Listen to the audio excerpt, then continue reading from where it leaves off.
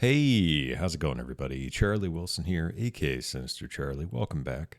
Hi, how's it going? Hope you had a good weekend. Uh, yeah, we've got some more Fat Electrician, which you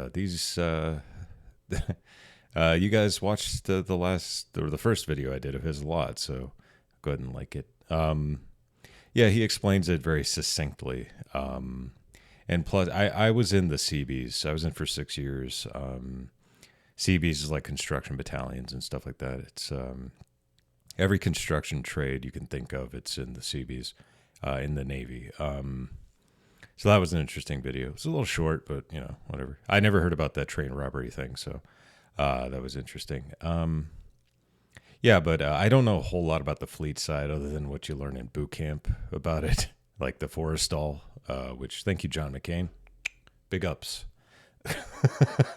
Big ups for pretty much destroying the Forrestal. It was a good work. Yeah, anyway, let's get into it. I don't know what this is going to be about. Today we're talking about the USS Barb. Commissioned in 1942, it is a Gato-class diesel-electric-powered submarine. Serving in a total of 12 war patrols, it is credited with the sinking of 17 enemy ships. Amongst those ships was a frigate, a cruiser, and an entire aircraft carrier. And if you don't know what any of that means, they're really big ships. I don't know either, not really, unless you're a big fan of playing Civilization, which I am. That's the only thing I know about the Navy. The real Navy. Big ships means a big deal. Science. By the way, sorry to pause it so frequently and quickly. I was in the Navy for 6 years, never stepped foot on a ship. So if you're looking to join the Navy but don't want to go on a ship, I would suggest the Seabees, possibly corpsmen. You'll still probably spend time on a ship, but not as much. Here's the thing, though. That 17, that's just the actual enemy Navy that it sunk. If you want to see the actual damage they did, we have to check out their battle flag. With the exception of a couple ribbons up top, every patch on this flag represents a different enemy objective that the USS Barb deleted. For example, each one of these ones represents a different enemy merchant ship. And each one of these represents 7 smaller enemy merchant ships. Look, if you're not picking up what I'm putting down, I'm trying to tell you that the USS Barb fucked up more enemy infrastructure than Godzilla. Don't take my word for it, though. Even the enemy's own records indicated that the USS Barb was credited with sinking the most tonnage of their ships. Tonnage! Do you have any idea how bad you have to be getting your ass beat to start keeping track of it by the ton? And all this happened before it got out of hand. Cue this man, Eugene Lucky Flucky. He was the commander of the USS Barb in the 8th, 9th, 10th, and 11th War Patrol. What's important to understand is a commander of a submarine at this point in time was only allowed to serve in a maximum of 4 war patrols, because the Navy believed that any more than that, they would either become too cautious or too reckless. So on the USS Barb's 11th War Patrol, which was also Flucky's 4th and presumably his last war patrol,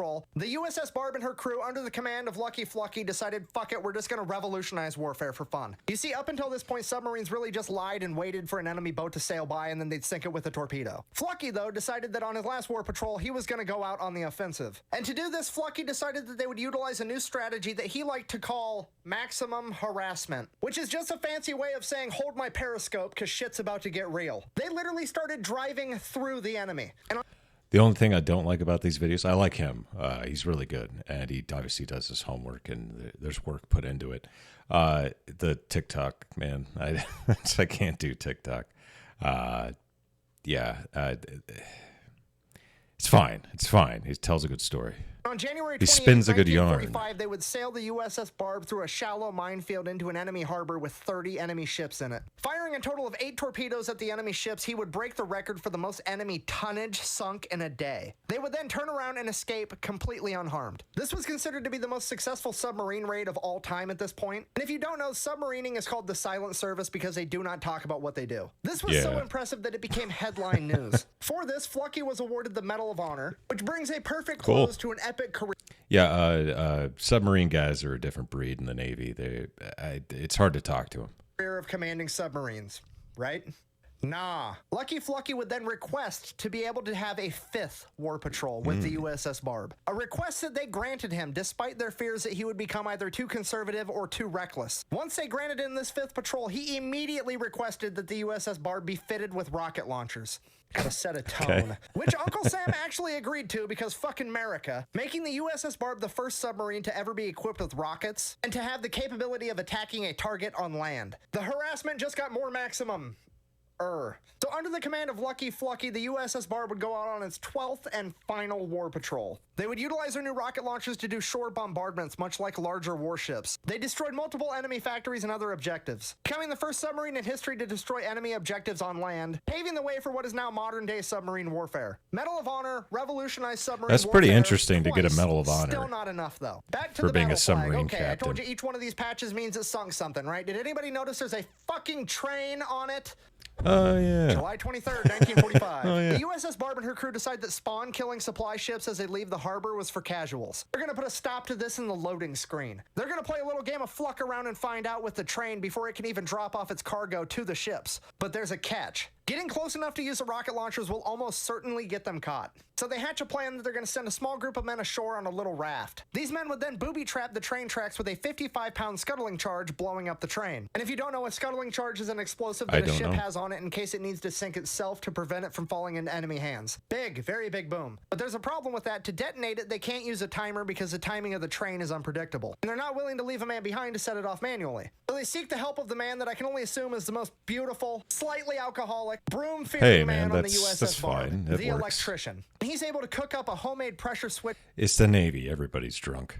That they can put underneath the railroad tie, so when the train drives by, it'll put enough pressure that it'll detonate the scuttling charge. So the small team goes out, makes it to land, sets the charge, becoming the first and only Americans to actually officially invade the main islands of Japan during World War II. They then get back in the raft and head back to the USS Barb, and the train comes by. The men reported that the engine of that train went 200 feet in the air, marking the first and only flight test of a freight train. Thomas the train engine would then find out that gravity's a motherfucker, get bitch slapped with the planet before tumbling into the ocean, officially giving the USS Barb bragging rights of being the only naval vessel to sink a freight train. But the best bragging right of all is the fact that under the command of Eugene Lucky Flucky, not a single sailor was killed or seriously injured under his command during his time on the USS Barb. The USS Barb would then be given to the Italian Navy, where it served until 1972. It was then sold for scrap for a price of $100,000. Because shitty decisions. Speaking of shitty decisions, there's a bunch of other websites that are now stealing my shirt designs. But if you actually want to support me, the only place you can get my shirts is from my merch store at FatElectrician.com or from Bunker Branding. Anyone else is just trying to steal my shit. The highly requested USS Texas design and the most requested fur musket design go live on April 1st.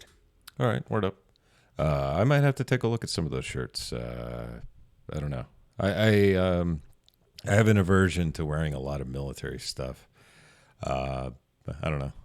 I own like one military shirt, and my boot camp sweater and stuff. But anyway, there you go. More Fat Electrician. I like his style. The TikTok thing don't do it for me. Good, but because I have a somewhat of a good attention span. No offense if you use TikTok, but I don't see the purpose. I liked Vine. Anyway, thanks for watching, everybody. Please like and subscribe down below. And leave comments. Any suggestions you might have, go ahead and put those down there, and we'll get to them. This was a suggestion. And thank you. So, hope you have a good weekend, or you had a good weekend. Bye.